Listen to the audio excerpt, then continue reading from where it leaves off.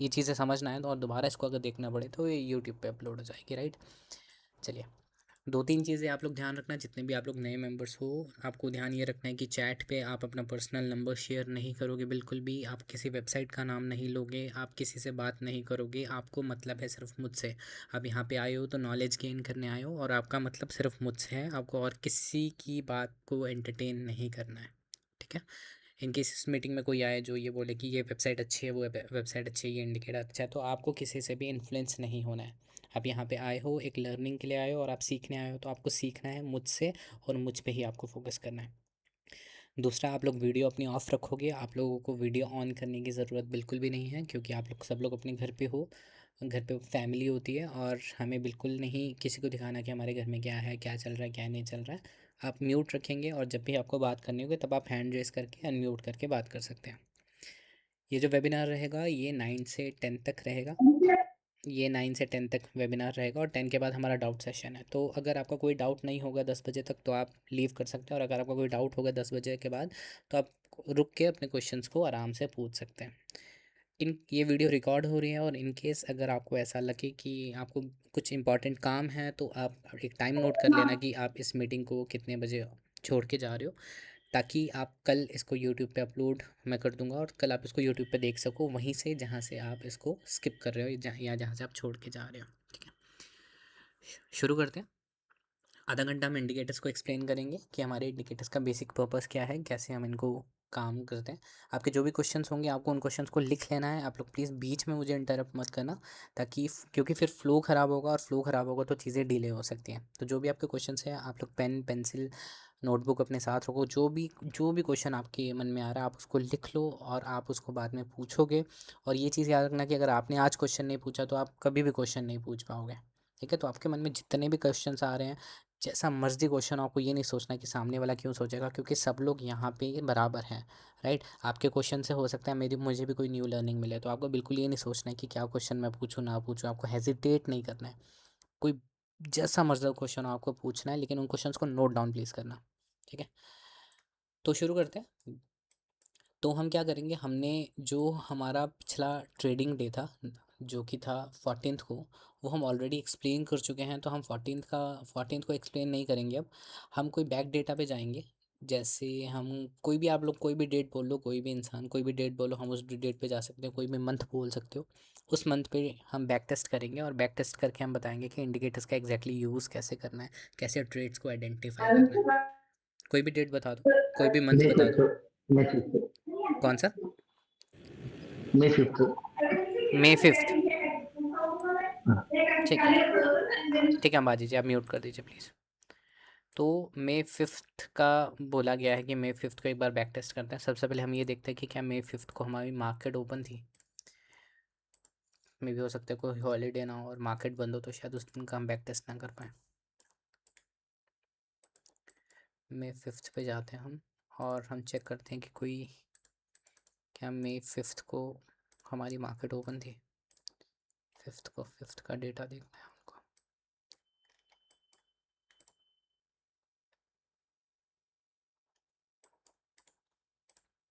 ठीक है, 5th को मार्केट ओपन थी, तो हम 5th का डेटा एनालाइज करेंगे, ठीक है।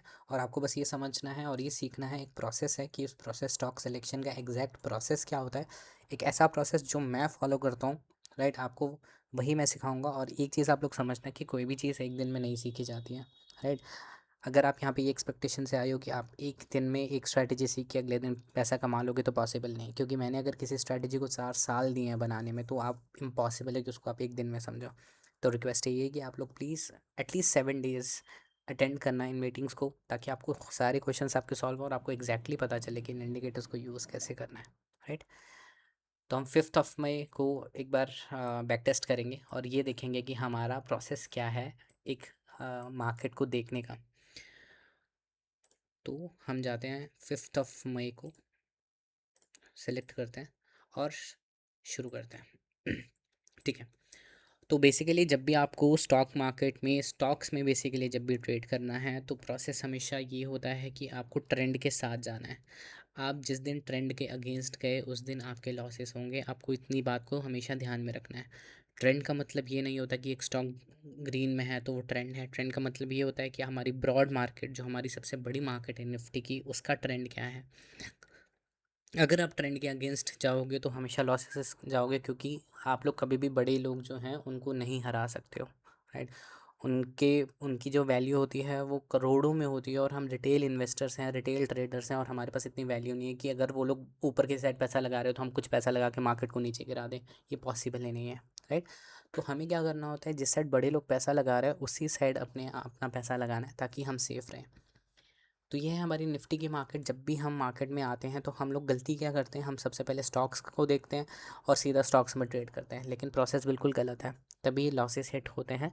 हमें ये देखना होता है कि निफ्टी ब्रॉड मार्केट की क्या डायरेक्शन है, और वहीं से हम डिसाइड करते हैं कि हमें कौन सा सेक्टर चूज़ करना है और कौन सा स्टॉक चूज़ करना है, राइट। तो अब आप यहाँ पे, हम जितनी भी ट्रेडिंग करते हैं हम 5 मिनट के टाइम फ्रेम पे करते हैं, क्योंकि हम इंट्राडे ट्रेडर हैं। ये जितने भी इंडिकेटर्स हैं जो मैं अब एक्सप्लेन करूँगा, ये सिर्फ इंडियन स्टॉक मार्केट पे ही चलते हैं।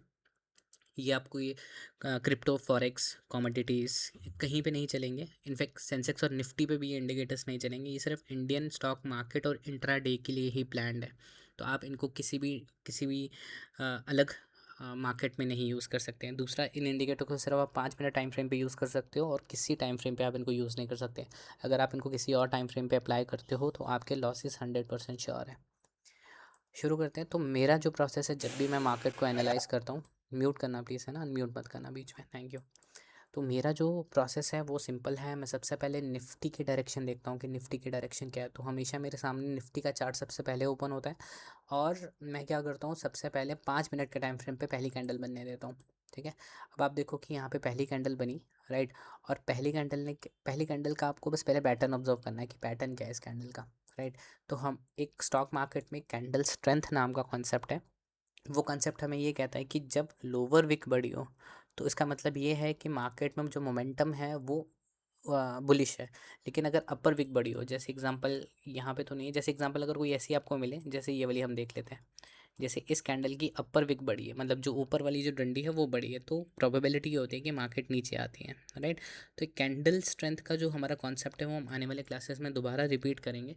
लेकिन आपको ये समझना ज़रूरी है कि निफ्टी की डायरेक्शन क्या कह रही है। तो निफ्टी जैसे ही ओपन हुई, सबसे पहले हम ये देखेंगे कि पिछले दिन से इसने कैसे रिएक्ट किया है, राइट।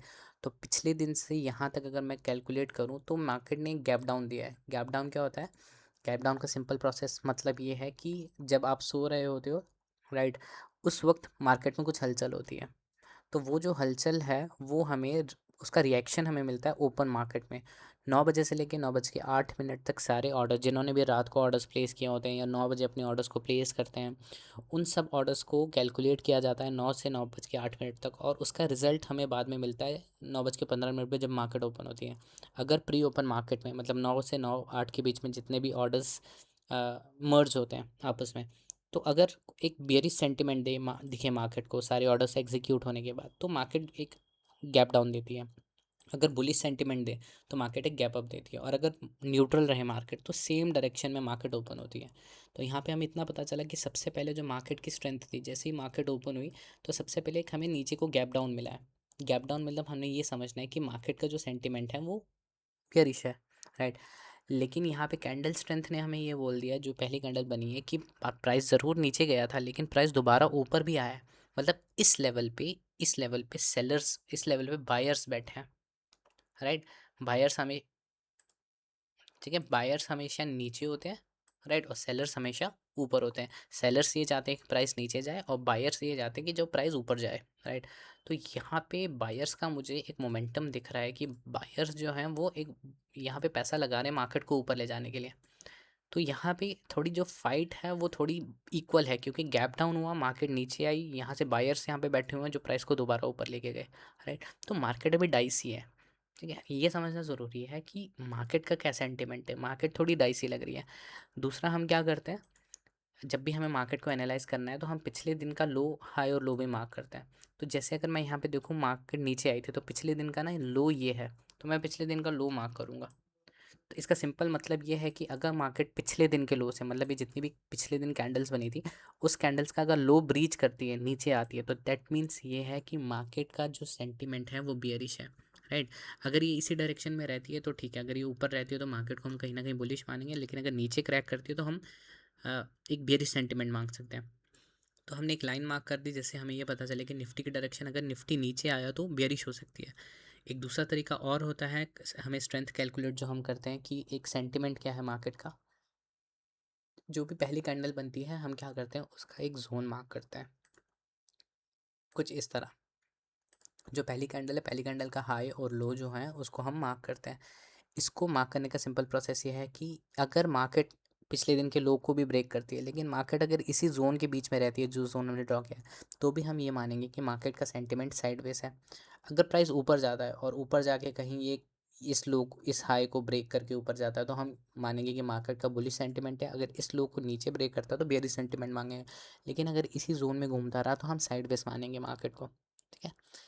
अब क्या है कि अब यहाँ पे आपका क्या करना है, आपको स्टार्टिंग की 3 कैंडल्स, आप चाहे इसको लिख लो, मार्केट की स्टार्टिंग की 3 कैंडल्स में कभी ट्रेड नहीं करते हैं, क्योंकि वो एक मैनिपुलेटिव मार्केट होती है। रात के ऑर्डर जो एग्जीक्यूट हुए होते हैं, ओवरनाइट जो भी मार्केट में न्यूज़ होती है, सिर्फ उसका फ़र्क पड़ता है। तो आपको अगर लॉसेस से बचना है तो स्टार्टिंग की 15 मिनट तो आपको ना इग्नोर ही करना है मार्केट को। आप सोचो 15 मिनट आपके लिए है ही नहीं मार्केट में, तो हम क्या करेंगे, स्टार्टिंग की 3 कैंडल्स को इग्नोर करेंगे।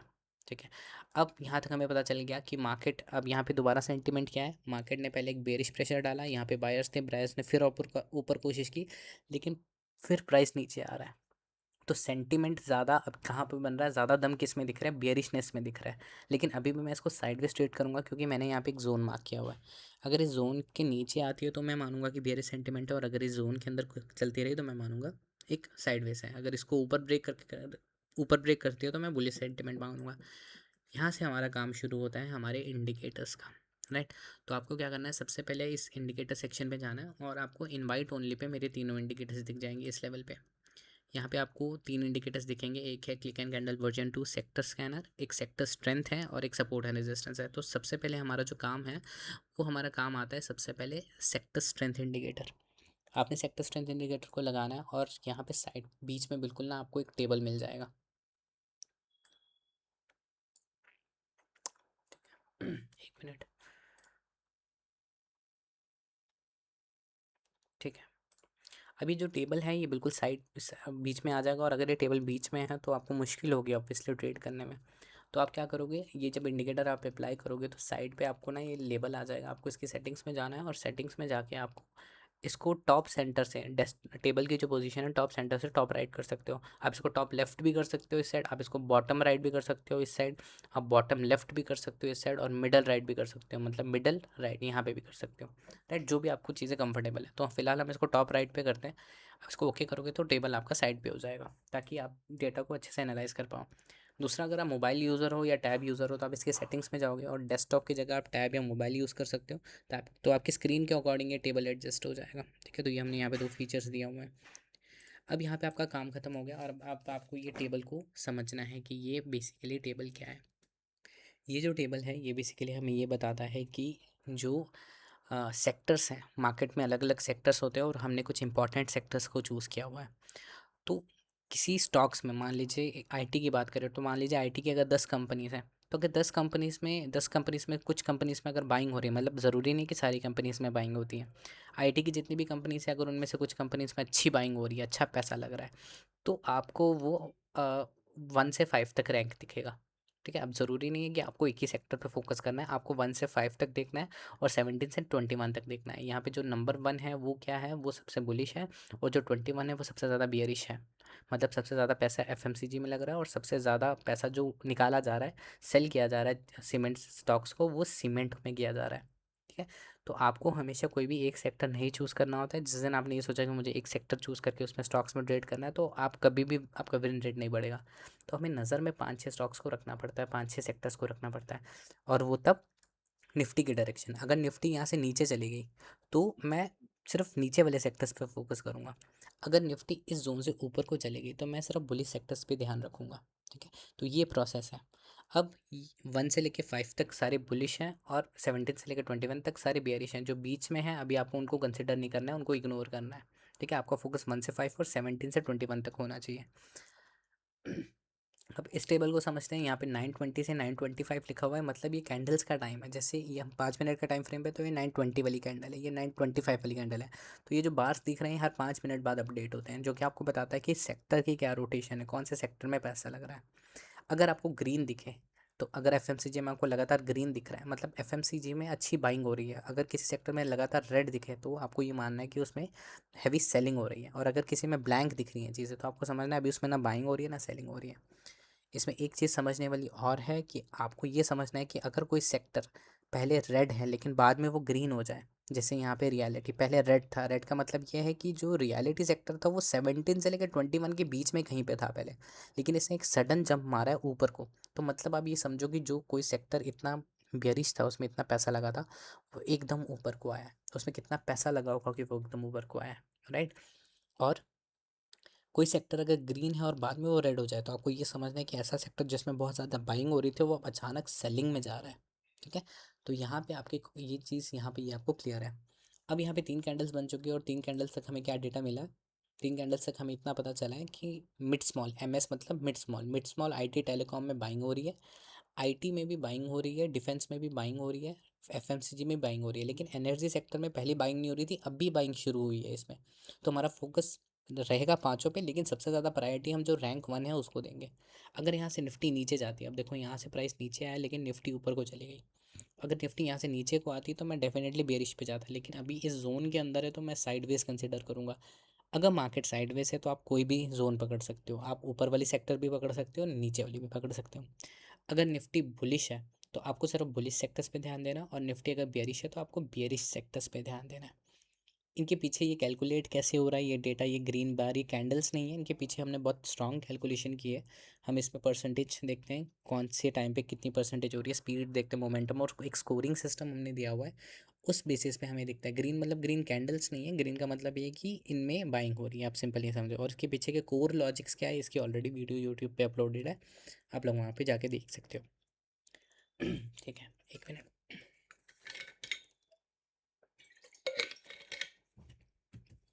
ठीक है, अब हम शुरू करते हैं। अब 15 मिनट तक तो हम ट्रेड नहीं करते हैं बिल्कुल भी। ठीक है, ये 3 कैंडल्स तो हमने टोटली इग्नोर की थी कि हम यहाँ तक तो बिल्कुल ट्रेड नहीं करेंगे। अब आपको क्या करना है, स्टॉक सेलेक्ट करने से पहले मार्केट को सेटल होने देना है। क्योंकि मार्केट में पैसा रोटेट, ऐसा कभी नहीं होता कि एक ही सेक्टर में पैसा लगता है। मार्केट में पैसा रोटेट होता है, एक सेक्टर से दूसरे सेक्टर में जाता है। सिंपल आप ये समझो कि अगर आपने 10,000 रुपये इन्वेस्ट किए हैं और आपको 2,000 का प्रॉफिट हो रहा है, तो आप निकल जाओगे। वैसे ही बड़े प्लेयर्स को अगर थोड़ा सा भी प्रॉफिट होता है, वो निकल जाते हैं और अपना पैसा दूसरे सेक्टर में लगाते हैं। तो आप कभी भी एक्सपेक्टेशन नहीं रखोगे कि एक ही सेक्टर में प्राइस मूव करता रहेगा, ऐसा होता ही नहीं है। तब होता है जब कोई ग्लोबल न्यूज़ मिलती है, बहुत बड़ी न्यूज़ हमें मिलती है, लेकिन ये नहीं होता है बेसिकली ऐसा। तो आपको नज़र इसीलिए सारे सेक्टर्स पे रखनी है। दूसरा, हमने बहुत बार हमारी सारी वीडियो जितनी भी आप यूट्यूब पे जाके देखोगे, अगर आपको टाइम मिला, क्योंकि बड़े सेमिनार से 1-1 घंटे का सेमिनार है, लेकिन अगर उसमें डिटेल में अगर आपने दिल लगा के वीडियोस को देख लिया, तो आप ये समझ पाओगे एग्जैक्टली कि 10 बजे तक 9:50 10:15 तक क्या होता है, सारे सेक्टर्स भी रोटेट होते हैं और सारे स्टॉक्स भी रिवर्स होते हैं। 1 मिनट देना मुझे, 1 मिनट बस।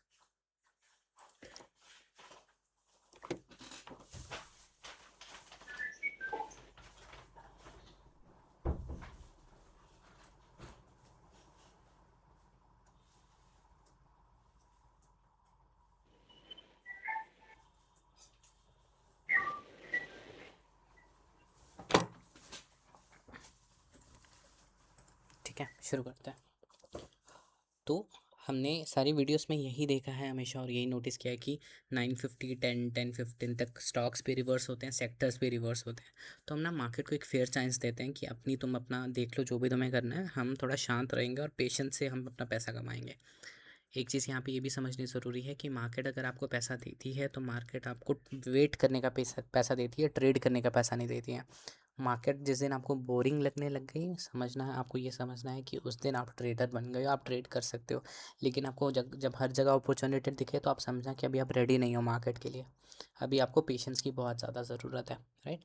तो हम क्या करते हैं, मार्केट को सेटल होने देते हैं एटलीस्ट यहाँ तक, 9:45, मतलब 9:15 से 9:45 30 मिनट्स होते हैं, राइट।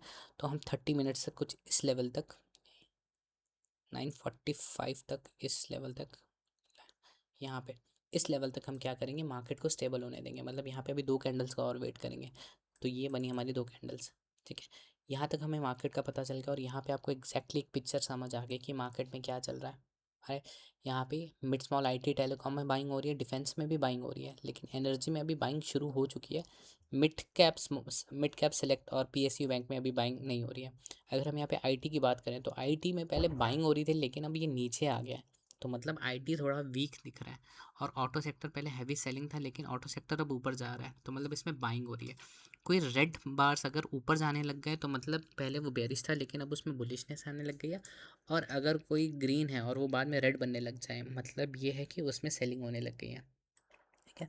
इसको हम, अगर आप लगातार 7 डेज़ मेरे साथ क्लासेस में रहोगे तो आपको एग्जैक्टली समझ आ जाएगा। एक बार में चीज़ें नहीं समझ आती हैं, और जो भी डाउट्स होंगे डाउट को भी 100% क्लियर करेंगे हम डेफिनेटली। लेकिन ये एक बार में समझ नहीं आएगा, इसको एटलीस्ट आप 7 दिन दिल से दोगे ना चीज़ों को, तो 100% ऐसा सेटअप आपको कहीं नहीं मिलेगा, राइट।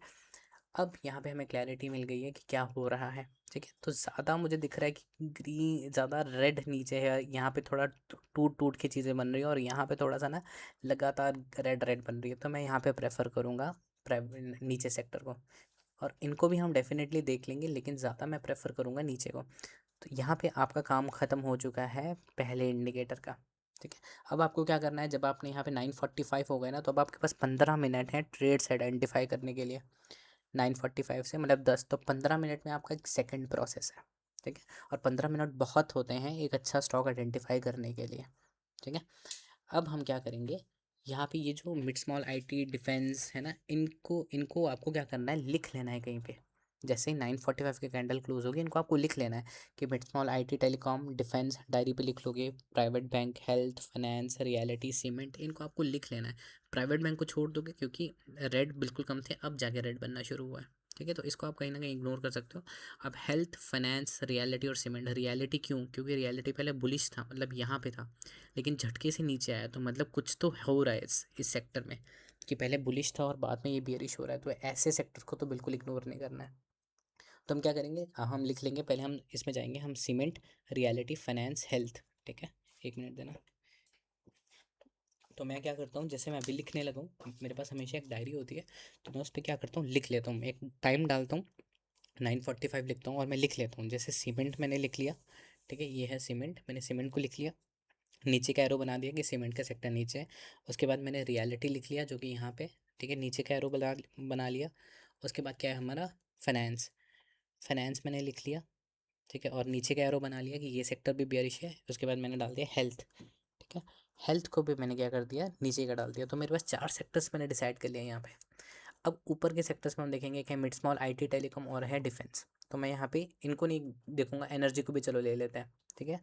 यहाँ पे है मिड स्मॉल आईटी टेलीकॉम, ठीक है, जो कि है बुलिश। अब मेरा एरो जो है ग्रीन है, मैंने लिख लिया डायरी पे।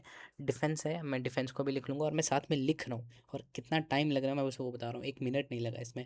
और एनर्जी, मैं एनर्जी को भी लिख लूँगा। तो मैंने यहाँ पे 7 सेक्टर डिसाइड कर लिया। आप कोई भी कर सकते हो, आप नीचे को देखना है तो आप नीचे देख सकते हो, आपको ऊपर देखना हो ऊपर भी देख सकते हो, क्योंकि निफ्टी साइडवेज है, साइडवेज में आप कुछ भी चूज़ कर सकते हो, ठीक है। लेकिन अभी समझाने के लिए मैंने क्या किया है, इनको चूज़ कर लिया, और यहाँ पे आपका इंडिकेटर का काम ख़त्म हो चुका है, ठीक है। अब आपको इस इंडिकेटर को हटा ही देना है, काम ख़त्म है आपका। अब आपको यहाँ पे दूसरा इंडिकेटर अप्लाई करना है, जो कि है click and candle version 2 sector scanner. और आपके पास 15 मिनट हैं अभी, चलो मान लो 2 मिनट लिख गए, 2 मिनट निकल गए वो सेक्टर्स को लिखते लिखते, ठीक है। तो अब हमारे पास 12 मिनट है। अब 12 मिनट में हमने क्या करना है, इसकी सेटिंग्स में जाना दूसरे इंडिकेटर की, और सबसे पहले हमने जो सेक्टर चूज़ किया था वो था सीमेंट, क्योंकि सीमेंट बेरिश था। तो आपको इसकी सेटिंग्स में जाना है और आपको यहाँ पे सीमेंट सेक्टर चूज़ करना है, ठीक है, ये रहा सीमेंट, और ओके करना है। अब आपको ये देखना है कि क्या सीमेंट सेक्टर का कोई स्टॉक है जो बुलिश था। तो देखो यहाँ पे आपको कोई अलर्ट नहीं आया, यहाँ पे सीमेंट आ गया, लेकिन कोई भी स्टॉक मोमेंटम नहीं है। सेक्टर ज़रूर बेरिश है, लेकिन उसका कोई स्टॉक अब तक मोमेंटम में नहीं आया है। तो डेट मीन्स सीमेंट सेक्टर आपको चूज़ नहीं करना है, ठीक है। 2-3 कैंडल्स और बढ़ा के देखते हैं, ठीक है। सब सपोज़ 15 मिनट में आप काम कर रहे हो, तो हम यहाँ तक देख लेते हैं। तो आपको 15 मिनट में ही काम करना है, सीमेंट सेक्टर में कोई नहीं आया। अब सेक्टर मूव कर रहा है, लेकिन उसका कोई स्टॉक मूव नहीं कर रहा है, ऐसा कैसे पॉसिबल है। ऐसा इसलिए पॉसिबल है क्योंकि एक वेटेड सिस्टम का एक प्रोसेस होता है। कई बार क्या होता है कि मान लीजिए एक सेक्टर है जिसमें 10 स्टॉक्स है, लेकिन उनमें से एक स्टॉक ऐसा होता है जो बहुत पावरफुल स्टॉक होता है, और वो क्या करता है, पूरे सेक्टर को नीचे खींच के लेके जाता है, लेकिन ज़रूरी नहीं कि बाकी स्टॉक्स भी मूव करें, ठीक है। तो जो भी आपके क्वेश्चन होंगे हम सॉल्व करेंगे, है ना। अगर आपको कोई भी क्वेश्चन है, ठीक है, उसको सॉल्व करेंगे डेफिनेटली। थोड़ा मेरे को फ्लो ख़राब हो जाएगा वरना। तो ज़रूरी नहीं कि सीमेंट सेक्टर डाउन है तो मतलब उसके स्टॉक्स में मोमेंटम में होंगे, नहीं। एक आधा स्टॉक होता है जिसकी वजह से प्राइस नीचे जाता है, ठीक है। तो हमें, लेकिन हमारा क्या इंडिकेटर क्या करता है, मान लीजिए अगर सीमेंट सेक्टर में 10 स्टॉक्स है तो यहाँ पे वो लेबल उन्हीं स्टॉक्स पे दिखाएगा जिनमें मेरी स्ट्रैटेजी पास हुई है।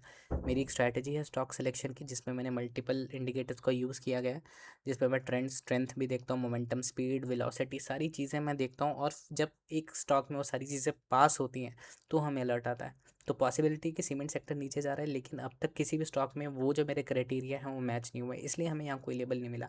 लेबल नहीं मिला तो आपको इग्नोर करना है इसको, आपको चेज़ नहीं करना है डेफिनेट। अब हम जाएंगे, दूसरा हमने जो चूज़ किया था वो था रियलिटी। तो आपको सेटिंग्स में जाना है और आपको इसकी, आपको क्या कहते हैं, रियलिटी चूज़ करना है। आप रियलिटी चूज़ करोगे, ओके करोगे, और आप देखोगे कि क्या रियलिटी में कोई था, कोई भी स्टॉक नहीं था रियलिटी में भी, ठीक है। तो हमारे दो हमने जो चूज़ किए थे, दोनों में से किसी में भी लेबल नहीं आया, ठीक है ना। ना केमिकल में आया ना रियलिटी में आया, तो इग्नोर करना है। तीसरा आपको क्या करना है, फाइनेंस हमने चूज़ किया तो नीचे जा रहा है, तो यहाँ पे फाइनेंस के दो कॉलम है, फाइनेंशियल 1, फाइनेंशियल 2। इसका रीज़न क्या है, क्योंकि फाइनेंशियल में 20-30 स्टॉक्स हैं। तो जो ट्रेडिंग व्यू है, जो हमारा इंडिकेटर, वो एक बार में सिर्फ 15 स्टॉक्स को ही स्कैन कर पाता है ऑटोमेटिकली। तो अगर हम इस पर ज़बरदस्ती 20-30 स्टॉक्स को ऐड करेंगे तो क्या होगा, स्लो हो जाएगा इंडिकेटर। तो आपको फाइनेंशियल 1, फाइनेंशियल 2 दोनों पे क्लिक करना है ये फाइनेंशियल्स के। तो आप पहले फाइनेंशियल 1 पे क्लिक करोगे और देखोगे कि कोई स्टॉक था जो नीचे मोमेंटम दे रहा था। तो आपको यहाँ पे भी कोई स्टॉक नहीं मिला है फाइनेंशियल 1 में। सेक्टर ज़रूर नीचे जा रहे हैं लेकिन ऐसा कोई भी स्टॉक नहीं जो मोमेंटम में। अब हम फाइनेंशियल 2 पे देखेंगे, ठीक है। फाइनेंशियल 2 में भी कोई भी स्टॉक नहीं है। एक मिनट रुकना, ऐसा पॉसिबल तो नहीं है, ऐसा आना तो नहीं चाहिए, एक मिनट बस। एक बार बाकी स्टॉक्स भी चेक करते हैं, ठीक है। अगर ऐसा हुआ तो मे बी शायद कुछ ग्लिच है, क्योंकि स्टॉक्स तो आने चाहिए, ठीक है। इसका सॉल्व करेंगे अगर कोई ग्लिच है तो। अगला हम हेल्थ केयर सेक्टर देख लेते हैं जो कि है फार्मा। तो क्या फार्मा में कोई स्टॉक्स आ रहा है, नहीं। उस कुछ दिन गोदरेज कुछ सिटी बहुत नीचे गिरा था सर। क्या कह रहे हैं, दिन गोदरेज प्रॉपर्टीज बहुत नीचे गिरा था रियलिटी में। है ना। नहीं, मुझे लग रहा है कि क्योंकि हम शायद ज़्यादा ही पीछे बैक डेट पे जा रहे हैं, है ना। तो मे बी शायद ये इंडिकेटर काम नहीं कर रहा है, एक बार चेक कर लेते हैं, वरना हम थोड़ा सा आगे डेट्स पे जाके ना इसको काम देखेंगे, ठीक है। जी। एक बार मिड स्मॉल आईटी भी देख लेते हैं, मई क्योंकि 5th को मेरा बर्थडे था तो इसलिए बताया था, तो वही कैसे नहीं नहीं, मे बी शायद हो सकता है क्योंकि हम शायद ज़्यादा बैक डेट पे चलेंगे तो मे बी इसलिए स्टॉक्स नहीं वो फेच कर पा रहा, बट करना तो चाहिए। और अगर ऐसा है तो डेफिनेटली इस पर दोबारा काम करेंगे ताकि बैक टेस्टिंग में हमें काम मिले, ठीक है। यहाँ पे भी कुछ नहीं मिल रहा, डिफेंस में देखते हैं। तो हम थोड़ा सा कोई पास वाला देखेंगे जिसमें हमें मिले, या मे बी नेट की वजह से ना हो रहा हो।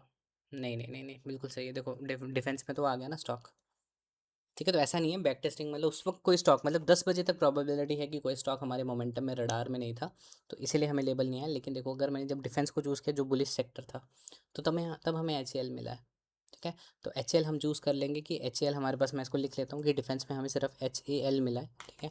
अब मैं एनर्जी में भी देख लेता हूँ कि क्या एनर्जी में कोई स्टॉक मिल रहा है, क्योंकि मैंने इसको बैक टेस्ट किया, लेबल नहीं आ रहा है, दैट मीन्स हमें स्टॉक नहीं मिला है, ठीक है। क्योंकि पॉसिबिलिटी नहीं है ऐसे लेबल आए, ठीक है। यहाँ पे एनर्जी 1 में भी कुछ नहीं है, और क्या एनर्जी 2 में कुछ है, हाँ आइनॉक्स विंड है। तो हमें डिफेंस में एक स्टॉक मिला था जो कि है HAL, और एनर्जी में हमें IONXWIND विंड मिला था, ठीक है। तो देखो अब आप सिंपल समझो कि हमने यहाँ पे जितने भी इंडिकेटर्स लगाए थे ना, ये जितना भी, सॉरी, हमने यहाँ पे सेक्टर्स को चूज़ किया था, हमने यहाँ पे किया था फाइनेंस, फार्मा, हेल्थ केयर। तो फाइनेंस, इन पांचों में तो हमें कोई स्टॉक नहीं मिला, कोई भी ऐसा स्टॉक नहीं था जिसमें मेरा क्राइटेरिया, मेरा एक स्ट्रिक्ट क्राइटेरिया मैच हुआ। तो यहाँ पे कोई भी सेक्टर नहीं था जिसमें मेरा स्ट्रिक्ट क्राइटेरिया मैच हो रहा था। लेकिन बुलिश में हमें क्या मिला, डिफेंस सेक्टर जब मैंने चूज़ किया तो मुझे HAL मिला, और जब मैंने एनर्जी सेक्टर को चूज़ किया, एक मिनट, ठीक है, तब उस वक्त मतलब जब हम यहाँ पे थे तब एनर्जी सेक्टर था ना यहीं कहीं पास में, अब वो एनर्जी सेक्टर कहाँ चले गया, नीचे चला गया, ठीक है। तो एनर्जी सेक्टर में हमें आयोनिक्स विंड में लेबल मिला है, ठीक है। तो अब हमारे क्या करेंगे, अब आपका सिंपल सा प्रोसेस है, आपको अपना वो नहीं करना है, माइंडसेट वो नहीं करना है कि मुझे ये स्टॉक में भी ट्रेड करना है, उसमें भी करना है। ट्रेड नहीं मिल रहा है तो ज़्यादा बेटर है, ठीक है। अब हम क्या करेंगे, इसको हटा देते हैं, इस सेक्टर स्कैनर को। अब हमारे पास दो स्टॉक्स आए थे लिस्ट में, एक आया था HAL, ठीक है। तो हम क्या करेंगे, HAL को आपको लिख तो लेना है, लेकिन आपको उसको अपनी वॉच लिस्ट में भी ऐड करना है। जैसे अगर मैं यहाँ पे HAL को ऐड करूँ तो ये रहा HAL, ठीक है, मैंने एच को ऐड कर दिया। और दूसरा मेरा क्या स्टॉक था, दूसरा मेरा था आइनोक्स विंड। तो यहाँ पे मुझे I N O X wind को ऐड करना है। ठीक है, 2 स्टॉक्स मैंने ऐड कर लिया। अब मेरा फोकस सिर्फ इन 2 स्टॉक्स पे है पूरे दिन के लिए। ठीक है, क्योंकि 10 बजे तक मैंने स्टॉक्स को देख लिया। हाँ, बात की बात है, अगर हमें इन 2 स्टॉक्स में भी हमें हमारा क्राइटेरिया मैच नहीं हुआ, ज़रूरी नहीं कि इन दोनों स्टॉक्स पे लेबल आया था तो इन दोनों में हम ट्रेड करेंगे, ऐसा नहीं है। हमें इन दोनों में भी एक सेलेक्ट चूज़ करना। और क्योंकि मार्केट साइडवेज से इसीलिए कोई मोमेंटम नहीं है किसी स्टॉक्स में। लेकिन अगर निफ्टी की यहाँ पर डायरेक्शन नीचे होती ना, तो जो भी सेक्टर्स नीचे देखे थे हमने, ये वाले सेक्टर्स हमने जो नीचे देखे थे, ठीक है, डेफिनेटली इनमें कोई हमें स्टॉक मिलता। तो कोई स्टॉक नहीं मिला है तो मतलब ट्रेड नहीं करना है। ठीक है, और निफ्टी जब मार्केट साइडवेज होना है कुछ इस तरह, तब तो 100% मार्केट को चेज़ ही नहीं करना है, उस दिन आपके बहुत लॉसेस होंगे। डायरेक्शन में ट्रेड करते हैं, साइडवेज मार्केट में ट्रेड नहीं करते। साइडवेज में बस आप एनालाइज करोगे, अगर आपको कोई स्टॉक मिला तो आप ट्रेड करोगे। अब यहाँ पे आपको दोनों इंडिकेटर्स का काम हो गया। पहले इंडिकेटर ने आपको ये बता दिया था कि कौन से सेक्टर्स में मोमेंटम है, यही प्रोसेस है। ठीक है, साइडवेज है तो हमने सारे सेक्टर्स को यूज़ किया जो बुलिश थे और जो बेयरिश थे। ठीक है, यहाँ पे हम एक आधा भैया से आपका वॉइस ब्रेक हो रहा है। बाकियों को भी आवाज़ क्लियर नहीं आ रही क्या मेरी? क्लियर आ रहा है सर। क्लियर आ रहा है? सर एक बार क्लियर है आप भाई, क्लियर है। एक बार क्लियर है, क्लियर है। रिफ्रेश करिए प्लीज़, है ना। देखो, अब आप यहाँ पे चीज़ों चीज़ों को समझो कि अब यहाँ पे हम क्या करते हैं। मान लीजिए हम थोड़ा एक सेक्टर और ले लेते हैं, क्योंकि हमने मिड स्मॉल आईटी टेलीकॉम हमने देख लिया था, हमने डिफेंस देख लिया था। यहाँ पे आईटी भी बुलिश आ रहा है, तो हम आईटी को भी एक बार चूज़ करके देख लेते हैं। ठीक है, कि आईटी में कोई स्टॉक है कि नहीं हमारे पास। ठीक है, अब हम यहाँ पे जाते हैं, थोड़ा और इसको एनहेंस करते हैं, सेटिंग्स में जाते हैं, आईटी को भी चूज़ करके देखते हैं क्या क्या आईटी सेक्टर का कोई स्टॉक है जो मोमेंटम में है। ठीक है, और ये जो आपको डेटा शो हो रहा है ना, ये डेटा आपको उस दिन का शो हो रहा है, मतलब 5 मई का शो हो रहा है। तो यहाँ पे हमें 2 स्टॉक्स मिले, एक मिला कैम्स और एक मिला केन्स। तो मैं क्या करूँगा, कैम्स को भी लिख लूँगा और केन्स को भी लिख लूँगा। तो अब क्या है कि ये 15 मिनट में आपका ये काम हो चुका है। यहाँ से यहाँ तक आपको 4 स्टॉक्स मिले हैं, मतलब 8 सेक्टर्स में से 4 स्टॉक्स। और ये जिनमें लेबल आ रहा है ना, दैट मीन्स उसमें मेरा क्राइटेरिया मैच हुआ है। ठीक है, ये प्रोसेस ऐसा नहीं है कि आप 7 दिन में समझोगे। ये 7 दिन में आपको आदत लगेगी। 7 दिन तक आप इरिटेट हो जाओगे इस सिस्टम से और आपको लगेगा कि बेकार सिस्टम है ये। ठीक है, लेकिन किसी भी चीज़ को समझने में टाइम लगता है, तो आपको टाइम देना है। आपको, अगर किसी को फॉलो कर रहे हो आप और अगर किसी से आप सीखने आए हो ना, तो एटलीस्ट सामने वाले को मौका दो समझाने का, प्रोसेस को फॉलो करने का, आपके क्वेश्चंस का आंसर करने का, और ख़ुद को भी टाइम दो कि ठीक है मुझे एक प्रोसेस सीखना है और उसी पे स्टेबल रहना है। राइट, तो अब हमारे पास यहाँ पे 4 स्टॉक्स आ गए हैं। ठीक है, अब मैं क्या करूँगा, कैम्स को भी क्या करूँगा, अपनी वॉच लिस्ट में ऐड करूँगा। आपको लिखना है और उसको वॉच लिस्ट में ऐड करना है। और केन्स को भी आपको क्या करना है, अपनी वॉच लिस्ट में ऐड करना है। ट्रेड नहीं मिले ज़्यादा बेटर है, लेकिन अननेसेसरी मार्केट में ट्रेड नहीं करना है। जब आपको स्टॉक दिख ही नहीं रहा ना, तो उसमें हमें ट्रेड नहीं करना है, लॉसेस होंगे। तो यहाँ पे हमें क्या हुआ, सिर्फ 4 स्टॉक्स दिखे हैं। 10 बज गए मार्केट में और आपके सामने सिर्फ 4 स्टॉक्स है, और उन्हीं 4 स्टॉक्स पे अब आपको फोकस करना है। आपके दोनों इंडिकेटर्स का काम ख़त्म हो चुका है, आप इनको चाहे डिलीट कर दो। अब अगर आपको इन 4 में ट्रेड मिलता है तो आप लोगे, नहीं मिलता है तो ट्रेड नहीं करोगे, आपका दिन नहीं है ये। ऐसी मार्केट ट्रेड करने का नहीं दिन होता है। ऐसी मार्केट में आप ट्रेड कर ही नहीं सकते, ऐसी मार्केट कभी भी रिवर्स कर सकती है, आप समझो। अब हम इन स्टॉक्स में से कोई एक परफेक्ट स्टॉक चूज़ करेंगे। तो सबसे पहले हम जाएंगे एच पे। ठीक है, अब आप यहाँ पे देखो कि एच क्यों मूव कर रहा था, क्योंकि प्राइस एकदम ऊपर जा रहा था। ठीक है, अब बस सिंपल सा प्रोसेस है, हमें अपना तीसरा इंडिकेटर लगाना है जो कि है सपोर्ट एंड रेजिस्टेंस। 2 इंडिकेटर का काम हो गया था पहले ने आपको बताया कि कौन सा सेक्टर चूज़ करना है, दूसरे ने ये बताया कि कौन सा स्टॉक चूज़ करना है। ठीक है, 4 स्टॉक सामने लिए और 4 स्टॉक्स में आपको ट्रेड करना है। अब यहाँ पे आप तीसरा इंडिकेटर है, पहले हम इस तीसरे इंडिकेटर को और एक बार रिपीट करते हैं और अच्छे से समझते हैं कि ये इंडिकेटर क्या है। बेसिकली ये इंडिकेटर क्या करता है, ये इंडिकेटर, अब आपको कंफ्यूज नहीं होना है कि बहुत सारी लाइन्स हैं यहाँ पे, मैं लाइन्स को ना हटा देता हूँ। ठीक है, ताकि आपको कन्फ्यूजन्स ना हो। ठीक है, और एक एक करके इसको समझाता हूँ दोबारा से। देखो, बेसिकली क्या है कि मैं इसको सब कुछ हटा देता हूँ। ठीक है, इस इंडिकेटर का सिंपल सा मतलब क्या है, हट जा भाई। ठीक है, अब हटेगा। ठीक है, अब देखो, इस इंडिकेटर का सिंपल सा मतलब क्या है, क्योंकि मार्केट में आपके आज तक जितने भी लॉसेस हुए हैं, आप उन लॉसेस को एवेल्यूएट करके ले रहे हैं ना। मैं पेपर पे लिख के दे सकता हूँ आपको, है ना, साइन करके दे सकता हूँ कि आपके लॉसेस का सिर्फ एक ही रीज़न था कि आपने ट्रेड लेने से पहले सपोर्ट एंड रेजिस्टेंस ड्रॉ नहीं किए। आपको लगा स्टॉक मोमेंटम में है, आपने रेजिस्टेंस ड्रॉ नहीं किए, सपोर्ट ड्रॉ नहीं किया, और आपका प्राइस रिवर्स हुआ और आपका लॉस हुआ। और आप हमेशा इस थॉट में रहे कि मेरा एंट्री लेते ही प्राइस रिवर्स क्यों किया, और ऐसा बहुत बार हुआ है और आपको लॉसेस हुए हैं। क्योंकि हम मार्केट में अलग अलग कॉन्सेप्ट सीखते हैं, बहुत कुछ सीखते हैं हम मार्केट में, लेकिन हम बेसिक कॉन्सेप्ट नहीं, बेसिक कॉन्सेप्ट पे अपना पावर नहीं बना के रखते, अपनी कमांड नहीं बना के रखते कि सपोर्ट एंड रेजिस्टेंस एक ऐसी चीज़ है जो आपके लॉसेस बचा सकती है। तो ये इंडिकेटर क्या कहता है, सपोर्ट एंड रेजिस्टेंस सिर्फ जितने भी बड़े टाइम फ्रेम के रेजिस्टेंस और सपोर्ट लेवल है, जैसे डेली 4 आवर 1 आवर 30 उसको 5 मिनट पे ऑटोमेटिकली प्लॉट करता है। और मेरी करियर में जब मुझे लॉसेस हो रहे थे, मैंने एडवांस कॉन्सेप्ट सीखे, मैंने क्या कॉन्सेप्ट नहीं सीखा, मैंने सब कुछ सीखा, लेकिन तब भी मुझे लॉसेस हो रहे थे। लेकिन जब मैं बेसिक्स पे आ गया ना दोबारा, कि यार सिर्फ सपोर्ट एंड रेजिस्टेंस देखते हैं, मेरे ट्रेड्स ऑटोमेटिकली मैं प्रॉफिटेबल हो गया। ठीक है, तो सपोर्ट एंड रेजिस्टेंस, चाहे आप मेरे इंडिकेटर्स यूज़ करो, चाहे आप मेरे इंडिकेटर्स लाइफ में यूज़ ना करो, कभी भी ट्रेड लेने से पहले अगर आपने सपोर्ट एंड रेजिस्टेंस को ड्रॉ कर लिया तो आप बच जाओगे। मैं कह रहा हूँ और मैं दावे से कहता हूँ, मैं ओपन चैलेंज करता हूँ, राइट, क्योंकि मैं इतना कॉन्फिडेंट हूँ इस चीज़ को लेके। तो आपको क्या करना है, चाहे आप इंडिकेटर्स यूज़ करो ना करो, चाहे आप कहीं और से अपने ट्रेड्स पकड़ते हो, चाहे आप किसी टेलीग्राम से लेते हो या कहीं से भी लेते हो, राइट, आपको बस एक चीज़ देखनी है कि क्या ट्रेड लेने से पहले रेजिस्टेंस एंड सपोर्ट लेवल तो नहीं है। अगर आपको बहुत सारे रेजिस्टेंस सपोर्ट लेवल दिखे तो ट्रेड नहीं करना होता, क्योंकि प्राइस रिवर्स करता है। और ये इंडिकेटर क्या करता है, बड़े टाइम फ्रेम के रेजिस्टेंस एंड सपोर्ट लेवल को छोटे टाइम फ्रेम पे डालता है, राइट। अब मैं इसको अगर इनेबल करूँ तो हमने इसमें फीचर दिया हुआ है सेटिंग्स में, सबसे पहले आप रेजिस्टेंस एंड सपोर्ट लेवल को करो ओपन, या टिक करो और यहाँ पे चेक करो। अब आप देखो कि जितने भी यहाँ पे ये नीचे वाले जो एरिया हैं, ये क्या है, आपके सपोर्ट लेवल है। ठीक है, जो सपोर्ट लेवल है एक्चुअली उनके उनका जो कलर है वो रेड है, लेकिन आज के दिन में अगर कोई कैंडल इन सपोर्ट लेवल्स को टच करे तो वो क्या होता है, सपोर्ट या रेजिस्टेंस किसी को भी टच करे तो वो ब्लैक में कन्वर्ट हो जाएंगे। आपके रेजिस्टेंस लेवल का, रेजिस्टेंस जो लेवल है उनका ग्रीन है। और ये जो आपको रेजिस्टेंस सपोर्ट लेवल ड्रॉ थे आपके मार्केट की जैसी पहली कैंडल बनेगी ना, आपको तभी ये रेजिस्टेंस एंड सपोर्ट लेवल्स दिख जाएंगे, जिससे आपको क्लैरिटी मिलेगी कि कौन से स्टॉक में ट्रेड करना है और कौन से में नहीं करना है। और हमें क्या करना है, एक स्पेस चाहिए होती है ट्रेड करने के लिए। एग्जांपल, अगर कैंडल यहीं कहीं होती ना इस लेवल पे, तो आप यहाँ पे ट्रेड नहीं करते। आपको ट्रेड करना है एक स्पेस में, एक खाली स्पेस में। आपको खाली स्पेस दिखेगी तो आप ट्रेड करोगे, नहीं दिखेगी तो ट्रेड नहीं करोगे। ज़बरदस्ती नहीं घुसना है, पैसा नहीं देना है मार्केट को।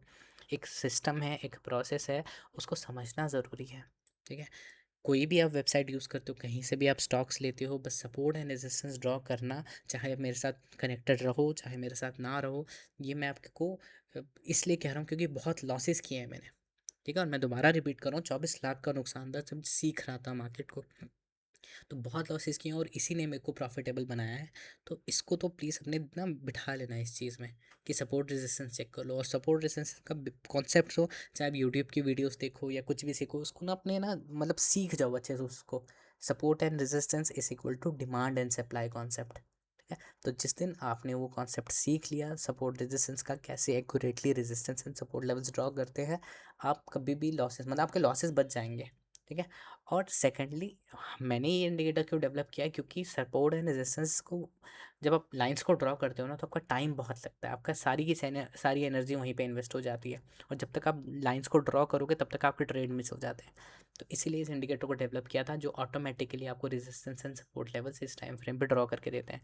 यहाँ पे अगर DR लिखा है मतलब डेली लेवल का रेजिस्टेंस लेवल है, 4H लिखा है अगर, ठीक है, तो मतलब 4 आवर का रेजिस्टेंस लेवल है इस जगह पे। अगर यहाँ पे 15 MR लिखा है मतलब 15 मिनट का रेजिस्टेंस, जहाँ पे भी RR आपको दिख रहा है तो वो रेजिस्टेंस लेवल है। जहाँ पे S दिख रहा है, जहाँ पे आपको SSS दिख रहा है लास्ट में, वो सपोर्ट लेवल्स हैं। ठीक है, आज के टाइम पे जब टच करेंगे तो ब्लैक में कन्वर्ट हो जाएंगे, सिंपल। ठीक है, यहाँ पे हमारे ग्रीन लेवल्स हैं, तो मतलब अगर ये ग्रीन है तो मतलब ये अभी एक्टिव है, एक्टिव मतलब अभी इनको टच नहीं किया है। ठीक है, कैंडल्स ने टच नहीं किया, जैसे इनको टच करेंगे तो ये भी ब्लैक में कन्वर्ट हो जाएंगे। अब हमने यहाँ पे ये फीचर है, अगर आपको support and resistance lines draw करनी है तो आप कर सकते हो, लेकिन अगर आपको ये भी नहीं चाहिए तो आप इनको हटा दो, और आप सिंपल यहाँ पे ट्रेड जोन को ओपन करो। ट्रेड जोन बेसिकली क्या है, ट्रेड जोन ये है कि आपको कौन से जोन में ट्रेड करना है। सिंपल है, इसको कंफ्यूज नहीं होना है इसको कि ट्रेड जोन क्या है। बेसिकली अगर मैं यहाँ पे अपना support and resistance indicator open करता हूँ, यही लगाता हूँ, तो ये जो लाइंस आप पहले देख रहे थे ना, इन लाइंस के बीच में जो गैप है ना हमारा, वहाँ पे एक जोन बन जाता है कि अगर आपको ट्रेड करना है तो इस जोन के अंदर करना है, अगर जोन नहीं है तो आपको ट्रेड नहीं करना है। तो यहाँ पे हमें ऑलरेडी एक जोन मिल गया था। ये जो जोन है ये तब बनता है जब स्पेस, लाइंस के बीच में जो स्पेस हो वो एटलीस्ट 1% हो। अब ज़रूरी नहीं कि 1% हो तो आप 1% पे, आप कभी कभी 0.85 0.90 अगर आपको परसेंट स्पेस दिख रही है तो भी आप कर सकते हो। और आप इसको यहाँ पे स्केल टूल है, स्केल टूल से मेजर कर सकते हो। जैसे अगर मैं यहाँ से यहाँ इसको मेजर करूँ तो 4% का स्पेस है मेरे पास ट्रेड का, तो मैं ट्रेड कर सकता हूँ। ठीक है, और आप इसकी सेटिंग्स में जाके इसको परसेंटेज अगर आपको इनेबल करना है तो आप शो ट्रेड जोन लेबल पे ओके करोगे तो आपको साइड पे लेबल भी आ जाएगा कि इस जोन का परसेंटेज कितना है। बेसिकली ये जो जोन आ रहा है ये दोनों रेजिस्टेंस एंड सपोर्ट लेवल के बीच का गैप है, और हमें उस गैप में ही ट्रेड करना है। अगर आपको लाइंस दिखें, आपको जोन ना दिखे, तो आपको ट्रेड नहीं करना है। तो ये टोटली आपकी चॉइस है कि आप कैसे कंफर्टेबल हो। अगर आप इस चीज़ से कंफर्टेबल हो कुछ इस तरह, अगर आप सिर्फ लाइन से कंफर्टेबल हो कि मैं लाइंस के बीच में ट्रेड करूंगा तो भी ठीक है, लेकिन अगर आपको लाइंस थोड़ी क्लची लग रही है, आपको लग रहा है कि चार्ट बहुत ज़्यादा गंदा हो रहा है, तो आप सेटिंग्स में जाके जोन को ओपन कर सकते हो। ठीक है, दोनों को टिक कर दो और इनको आप रेजिस्टेंस एंड सपोर्ट लेवल को अनहाइड कर दो, तो आपको जोन दिखेंगे कि कौन से जोन में ट्रेड करना है। अब यहाँ पे जो 4 स्टॉक्स थे हम इनकी स्पेस देखेंगे। एच में मेरे पास जगह है, एच में मेरे पास जगह है ट्रेड करने के लिए, तो ये पास है स्टॉक मेरे लिए। और ये किस दिन की डेट है, ये 5 मई 9:55 पे हम रिप्ले कर रहे हैं। अगर मैं आईएनएक्स की बात करूं तो क्या इसमें स्पेस है ट्रेड करने के लिए, मुझे ये देखना है स्पेस है ट्रेड करने के लिए। अगर मैं कैम्प्स की बात करूं तो क्या कैम्प्स में ट्रेड करने के लिए स्पेस है मेरे पास, यहाँ पे स्पेस है। अब आप समझो इस चीज़ को। ठीक है, यहाँ पे स्पेस नहीं है, यहाँ पे ट्रेड नहीं करना है। यहाँ पे क्यों ट्रेड नहीं करना है, क्योंकि सेटिंग्स में अगर मैं जाऊँ और यहाँ पे मैं सपोर्ट एंड रेजिस्टेंस लाइन को ओपन करूँ तो बहुत लाइंस हैं और प्राइस कहीं से भी रिवर्स कर सकता है, तो रिस्क नहीं लेना है। ट्रेड करना है तो जोन में ही ट्रेड करना है। अब यहाँ पे मैं सेटिंग्स में जाऊँगा, इसको हटा देता हूँ दोबारा से ताकि हमें चार्ट क्लियर दिखे। और अगर मैं केन्स की बात करूँ तो क्या केन्स में ट्रेड कर सकता हूँ मैं, यहाँ पे करूँगा ट्रेड करना है तो यहाँ ट्रेड नहीं करूँगा। क्यों, क्योंकि यहाँ पे बहुत सारे रेजिस्टेंस एंड सपोर्ट लेवल्स हैं हमारे। देखो, कहीं से भी प्राइस रिवर्स कर सकता है, आपको लॉस हिट सकता है। तो हम लोग जैसे 10 बजे आप लोग एंटर करते हो और उसके बाद आप कहते हो यार प्राइस रिवर्स कर गया, मेरी एंट्री मोमेंटम था रिवर्स कर गया, क्योंकि आप लोग 1 hour time frame, 15 minute time frame, 30 minute के टाइम फ्रेम के रेजिस्टेंस सपोर्ट लेवल्स को नहीं ड्रॉ करते हो। सिंपल प्रोसेस है, कॉम्प्लिकेटेड नहीं है। ना आपको सेक्टर देखना है, ना आपको सेक्टर को इधर उधर ढूंढना है, ना आपको स्टॉक को इधर उधर ढूंढना है, सब आंखों के सामने है। ट्रेड जोन भी आपको बना के दे दिया कि कौन से जोन में ट्रेड करना है, सिंपल। ठीक है, इस लाइन को हटा दो। अब हम देखते हैं, अब यहाँ पे आता है कि जोन मिल गया। अब यहाँ पे मान लीजिए हम एच को देखते हैं और एनएक्समेंट को देखते हैं। ठीक है, जो भी आपके क्वेश्चन हैं हम अभी सॉल्व करेंगे। राइट, 10 बजे 10 बजते ही हम सारे क्वेश्चंस को सॉल्व करेंगे। अब मान लो यहाँ पे जोन है, तो इसका मतलब ये नहीं है कि जोन है तो इसमें ट्रेड करना है। अब आता है हमारा एंट्री, एग्जिट, स्टॉप लॉस का क्राइटेरिया कि हमें क्या करना है। तो हम क्या करेंगे, हमारी ये चीज़ हो गया। अगर आपको लेबल हटाना है, आपको लग रहा है चार्ट गंदा हो रहा है ना, तो अब सेटिंग्स, आप बस इतना समझो कि अगर जोन बना है तो मतलब 1% से ज़्यादा है तो ही जोन बन रहा है, वरना जोन नहीं बन रहा है। तो आप इसकी सेटिंग्स में जाके ये जो साइड पे आपको लेबल आ रहा है ना कि जोन के बीच में गैप कितना है, आप क्या कर सकते हो, इसको भी हटा सकते हो। ठीक है, इसको आप सिंपली हटा दो, सॉरी इसको रहने दो, जोन को लेबल हटा दो, शो ट्रेड जोन लेबल को आप हटा सकते हो। अब यहाँ पे हमारा जो एंट्री एग्जिट का क्राइटेरिया होता है वो सिंपल है। तीसरे इंडिकेटर ने भी हमें बस बता दिया। पहले इंडिकेटर ने सेक्टर्स बताए थे, दूसरे इंडिकेटर ने स्टॉक्स बताए थे, तीसरे इंडिकेटर ने ये बताया कि स्पेस है क्या ट्रेड करने के लिए। अननेसेसरी इतने स्टॉक्स को नहीं देखना है, सिर्फ उन स्टॉक्स को देखना है जिनमें मेरा क्राइटेरिया पास हुआ है। बहुत स्ट्रिक्ट क्राइटेरिया आप समझो। ऐसा नहीं है कि ईएमए लगा दिया और ट्रेंड है तो ले लिया ट्रेड, एडीएक्स स्ट्रेंथ है तो ले लिया ट्रेड। ठीक है, बहुत चीज़ें कैलकुलेट होते हैं, 10-15 पैरामीटर्स हैं जिसको हम कैलकुलेट करते हैं। मैं प्लीज़, एडीएक्स का फुल फॉर्म क्या है? Average directional index. ठीक है, हाँ वो आपको बताऊंगा मैं क्या चीज़ है, वो स्ट्रेंथ कैलकुलेट होता है एक्चुअली उससे। अब आप सिंपल समझो यहाँ पे क्या प्रोसेस है। सिंपल ऐसा नहीं है, इसके पीछे 10-15 पैरामीटर्स, और 10-15 पैरामीटर्स जब पास होते हैं तो हमें स्टॉक्स मिलते हैं, वरना नहीं मिलते हैं।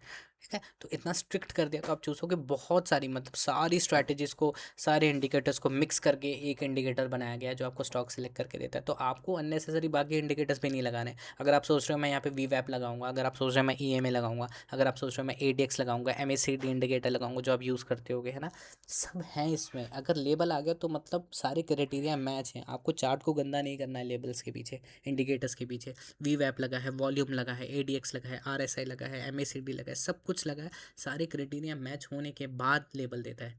वॉल्यूम है, बॉडी की परसेंटेज है कि बॉडी की परसेंटेज कितनी है। ठीक है, तो आपको अननेसेसरी बाकी इंडिकेटर्स नहीं लगाने हैं, कॉम्प्लिकेट नहीं करना है अपनी ट्रेडिंग को। यहाँ पे हमारे पास स्पेस है, बस अब हम एंट्री एग्जिट सीखेंगे। आपको क्या करना है, एंट्री पे यहाँ पे जाना है इंडिकेटर पे, और आपको पिवट पॉइंट्स लगाने हैं। ये जो काम हमने किया है ना, ये स्टॉक सिलेक्शन में 5 मिनट का काम था। 9:45 से 10 तक 4 स्टॉक्स मिले, और 10 स्टॉक्स में आपको देखना था कि ट्रेड बनता है कि नहीं, और यहीं पे एंट्री प्लान करनी थी बस। अब अगर मैं बात करूँ कि क्या एचएल में मैं ट्रेड प्लान करता, मैं पिवट पॉइंट्स इंडिकेटर लगाऊंगा। ये पिवट पॉइंट्स इंडिकेटर हमारे इसकी सेटिंग्स में भी है, जाके आप यहाँ इस इंडिकेटर की सेटिंग में जाके जब पिवट्स को इनेबल करोगे तो पिवट्स आपको लग जाएंगे। ठीक है, वहाँ पे भी आप देख सकते हो, यहाँ पे भी देख सकते हो, सिंपल एक ही चीज़ है। ठीक है, अब आपने पिवट पॉइंट लगा दिया, अब आप यहाँ पे नोटिस करो ट्रेड करना है तो आपके पास ये एरिया है। तो हमारा स्टाइल क्या है ट्रेड करने का, हम क्या करते हैं, पहले एक ग्रीन कैंडल बनने देते हैं, फिर एक रेड बनने देते हैं, जो कि ऑलरेडी यहाँ पे बन चुकी है। मतलब पिवट पॉइंट ब्रेक होना चाहिए, ज़रूरी नहीं कि R1 होना चाहिए, R2। अगर इसकी जगह R3 होता तब भी सेम प्रोसेस है, R2 होता तब भी सेम प्रोसेस है, R1 है तब भी सेम प्रोसेस है। हम क्या करते हैं, एक ग्रीन कैंडल बनने देते हैं बुलिश के लिए। यहाँ पे ग्रीन बनी, ग्रीन के बाद एक रेड बनी। ठीक है, तो जब ये ग्रीन और रेड बन गई ना, तो आपको यहाँ पे ऑर्डर एग्जीक्यूट नहीं करना है। अब आपको ये जो ग्रीन और रेड है ना, इनके हाई पे या इनकी बॉडी पे ऐसे ऑर्डर एग्जीक्यूट करना है कुछ इस तरह। आपको एक लिमिट ऑर्डर लगाना है। लिमिट ऑर्डर का मतलब ये नहीं कि आपने 4641 पे ऑर्डर 4671 पे ऑर्डर प्लेस किया तो आपका ऑर्डर किसी पे एग्जीक्यूट होगा, नहीं। मेरे कहने का मतलब है कि आपको एडवांस में इस लेवल पे ऑर्डर लगाना है, जब प्राइस अगर ऊपर आया और इसको टच किया तो आपका ऑर्डर एग्जीक्यूट हो जाएगा। और अगर प्राइस यहीं से रिवर्स कर गया तो ना आपका ऑर्डर एग्जीक्यूट हुआ, ना आपका स्टॉप लॉस हिट हुआ। मार्केट ऑर्डर पे मतलब अगर, सॉरी एक मिनट,